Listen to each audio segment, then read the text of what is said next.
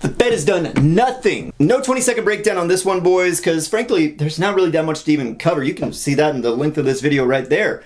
I don't know how people do this every day. I guess the biggest thing to note is that this state, this state, this state, this state, this state, this state, this state, this state, this state, this state, this state, and this state have recently decided to reopen, but of course check with your local news to be more sure about what's going on. A lot of the conversation right now is being dominated by politics, and that's probably because it's also an election year on top of the global pandemic going on. Where it stands right now, a lot of people are in favor of a second check, both left and right, but it seems like the biggest voice against it is with Senator Mitch McConnell, which may or may not be a good thing. I'm not trying to take sides here. But where it stands, we are currently in $24 trillion of debt. So that's something to keep in mind. But of course, many families are out there starving, so they don't exactly care about how much we are in the national debt. Semi-related, 20% of the country is currently unemployed, but the stock market continues to climb.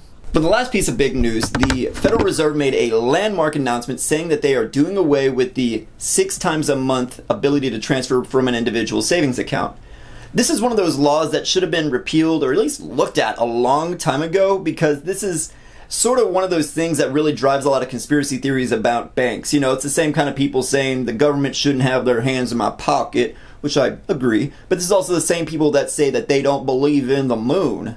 So, with that, they're going ahead and remove the 6 times a month limit, so that way you're freely able to draw from your savings account as many times as you need, which frankly is not a bad idea because most savings accounts are beneath 1%, so they're not exactly doing much by being in there. With that limitation done away, Americans are able to reach deeper into their pockets and able to pull the money that they saved out for emergencies, which I would say this qualifies as an emergency. And that will do it for the video. There's been no major announcements of any new stimulus checks. There's no talk about anything happening regarding, aside from states opening up just a little bit. I would say that we're probably still due for another round of stimulus checks. That's what a lot of experts have been saying, and that's frankly what it's going to look like to me. But where it stands right now, nobody knows how that's going to look. Nobody knows when that's going to come, and nobody knows about, how much and how long that's going to be. So keep your eyes open for that. I'll let you know. But until then, this has been Cobra Chicken. I hope everybody's doing well. I hope you have a great day, and I'll see you next time some major news drops. Catch you around.